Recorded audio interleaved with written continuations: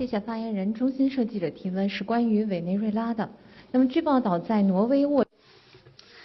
A question on Venezuela. According to reports under the mediation of Norway, the Venezuelan government and opposition resumed their dialogue in Mexico City on the 26th and reached common understandings on improving social life and people's livelihood. Countries including the US, the EU, the UK and Canada welcomed this in their joint statement and urged both sides to reach a comprehensive agreement through dialogue and would reconsider sanctions on Venezuela if dialogue reached substantial progress. What is your comment on that? China welcomes the resumption of dialogue between the government and the opposition in Venezuela. We hope both sides can meet each other halfway and reach a political settlement at an early date. Our position on the Venezuelan issue is consistent and clear. We always firmly defend the UN Charter and the basic norms of international relations.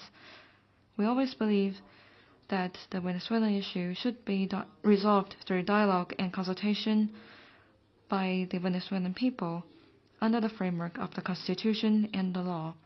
China commends and supports the efforts of relevant countries for peace talks and would like to continue to play a constructive role on this issue. At the same time, China reiterates its opposition to interference in other countries' internal affairs, unilateral sanctions, the so-called armed jurisdiction, and all kinds of political bullying. Facts have proven that sanctions and pressuring win no support, but would only add more difficulties to the economy and livelihood in Venezuela. We call on relevant countries to stop interfering in Venezuela's internal affairs and remove unilateral sanctions at an early date, and instead contribute more positive energy to Venezuela's peace, stability, and development. Next question, please.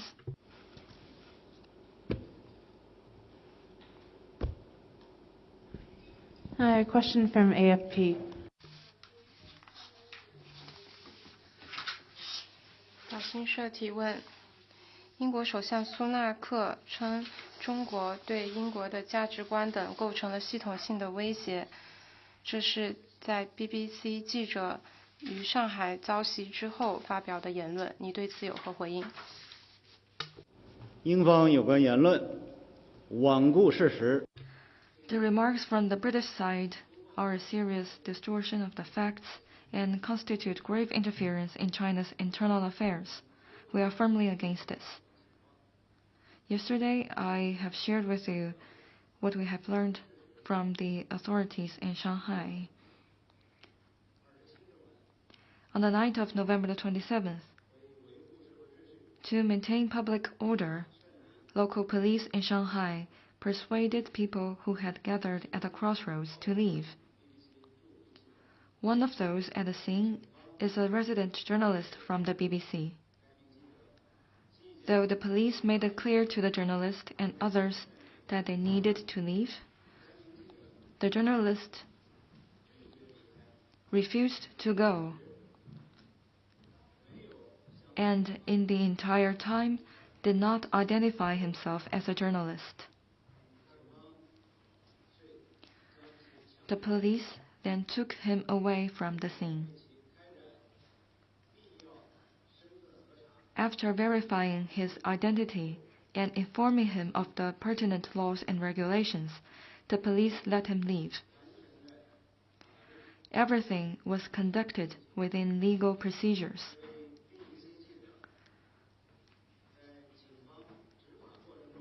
This BBC journalist refused to cooperate with the police's law enforcement efforts and then acted as if he were a victim. The BBC immediately twisted the story and massively propagated the narrative that its journalist had been arrested and beaten by police while he was working, simply to try to paint China as the guilty party.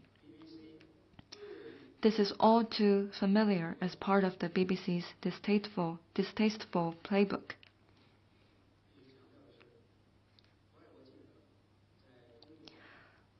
While having the right to report news in accordance with the law in China, foreign journalists need to consciously follow Chinese laws and regulations.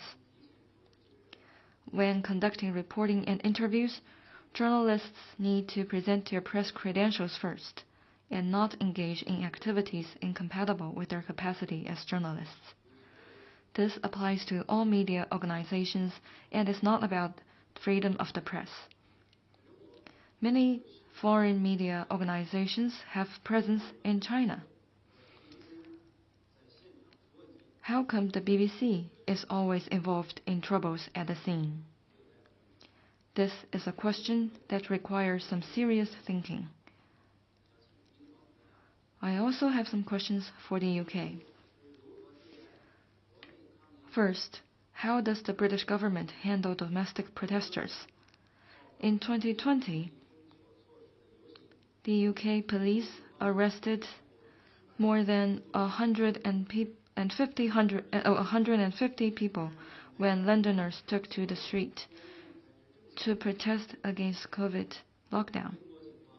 In 2021, the UK police arrested more than 200 people in large-scale demonstrations triggered by the government's public expenditure cuts. Publicly available videos show that UK police officers ruthlessly kicked and beat one unarmed protester and did not stop even when the protester was left exposed in little clothing and was crying and begging for mercy.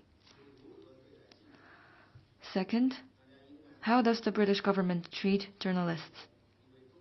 You probably recall that a few years ago, a Chinese journalist was repeatedly hampered and even physically assaulted, and eventually convicted by a British court, only because she had exercised her legitimate right as a journalist and raised a question to express her opinions at a fringe event of the Conservative Party's conference.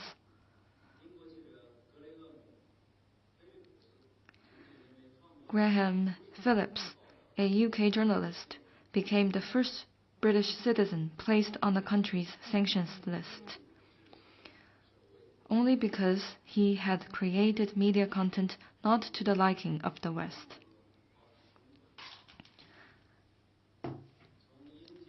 Third, how does the BBC report China? From applying a gloomy filter to painting China in a negative light to distorted reports on Xinjiang and Hong Kong, many people still remember well the BBC's disreputable history of smearing and attacking China. Since 2019, the BBC has been neglecting the Hong Kong rioters' violent behaviors and accusing Hong Kong police of brutality and allegedly bringing more violent protests.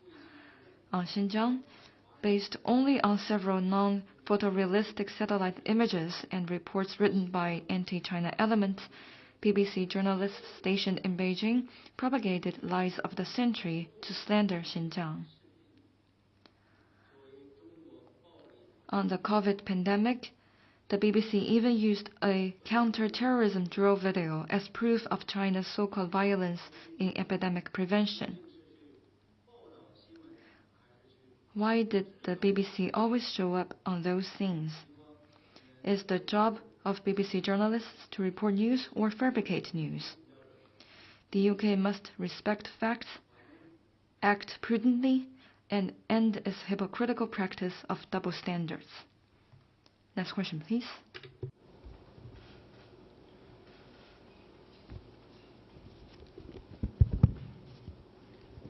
Thank you. A question from Prasar Bharati.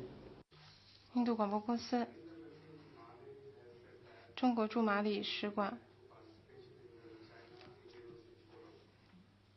称他们，中国驻马尔代夫使馆称他们参加了这个印太区域合作的论坛。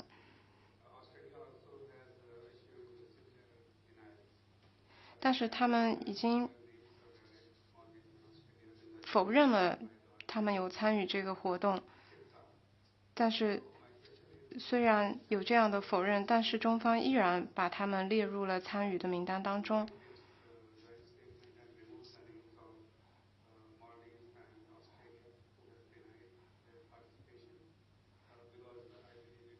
中方是不是会考虑在这个联合声明中把马尔代夫还有澳大利亚的名字给删去，因为双方都否认了有参加过这个活动。我昨天在记者会 I must say you are really serious about your job. Yesterday at the press conference, I referred you to competent authorities in China, and after the press conference, my colleague has shared with you the contact of the department, and I would refer you to the authorities for the specifics. Next one, please. 湖北广电记者提问：据报道，世界银行前经济学家瓦吉拉接受采访的时候， Hubei Media Group. According to reports, former World Bank economist Mwanga Wajila said in an interview that the sustained growth of China's economy has added dynamism to the world economy, and China stands on the right side of history. He also expressed confidence in the broad prospect of China's high-quality development, which he said will bring more confidence and opportunities for the global economic recovery. What's your comment? Over the past decade or so, China's economy grew at an average annual rate of 6.6% and contributed up to more than 30% on average to world economic growth. In 2021, China's GDP accounted for 80.5% of the world's total, and its foreign trade hit $6.9 trillion. China remains the world's second largest economy and largest trading nation. In the face of complex and challenging situations both at home and abroad, the fundamentals sustaining China's steady and sound economic growth in the long run remain unchanged, and China remains a source of driving force for global prosperity and development. In his remarks at the 29th APEC Economic Leaders Meeting, President Xi Jinping noted that history has proven time and again that only openness, inclusiveness, and win-win cooperation is the right way forward for humanity. China has always been an advocate and champion of an open world economy. We have advanced the high-quality Belt and Road cooperation, put forward the Global Development Initiative, and ensured its effective implementation, forged closer economic bonds among countries, shared China's development opportunities, and contributed to the implementation of the UN 2030 Agenda for Sustainable Development. Openness is vital for development and progress.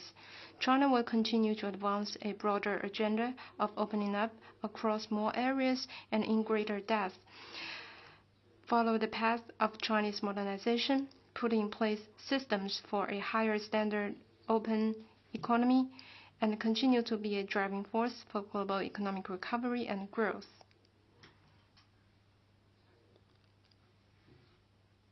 Next one, please.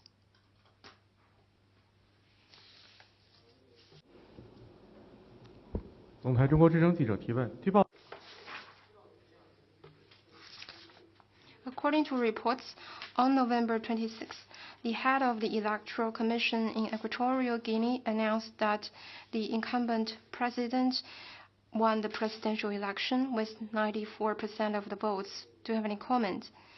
We noted the relevant reports, and we would like to congratulate Equatorial Guinea for a successful election and President Obiang Masoga for his re-election. We believe that under the leadership of President Obiang Masoga, Equatorial Guinea will score even greater achievements in its national development. China and Equatorial Guinea are good brothers and partners. Our two countries have strong political mutual trust and enjoy excellent growth of bilateral ties. We highly value our ties with Equatorial Guinea and stand ready to continue to work with it to deepen cooperation across the board and elevate our comprehensive cooperative partnership to new heights. Next one, please. Anyone else?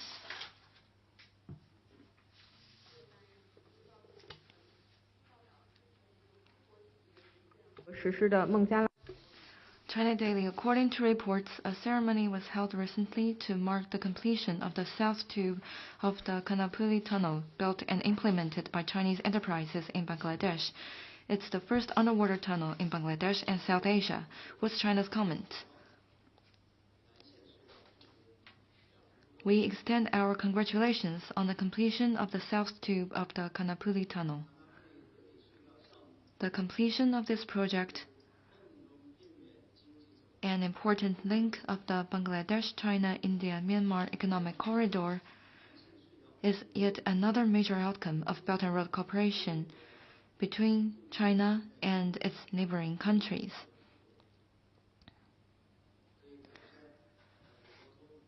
This project is of great significance for improving local transportation and the Asian network of roads and for boosting connectivity between Bangladesh and its neighboring countries.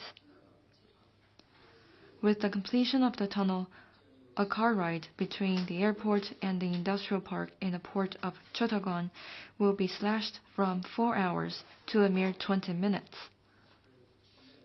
Infrastructure, the bedrock of connectivity, is a priority of Belt and Road cooperation. We are delighted to see that with concerted efforts, one BRI infrastructure project after another have been implemented with inspiring progress. You may have noted the news over the weekend that the Peljasak Bridge in Croatia, built by a Chinese company, has seen the safe passage of over 1 million cars since its inauguration in July this year.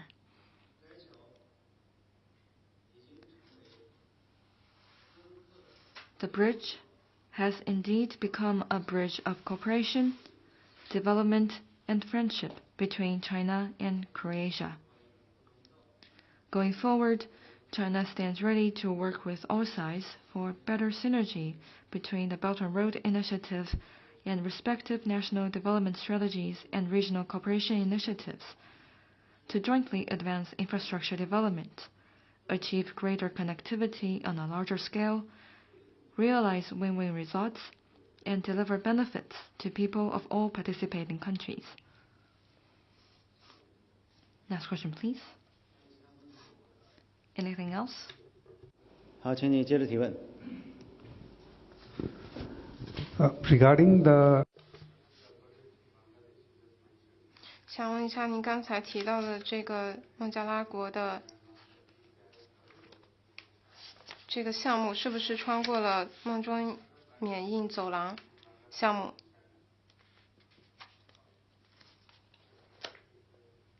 您能不能再具体介绍一下这个项目的情况？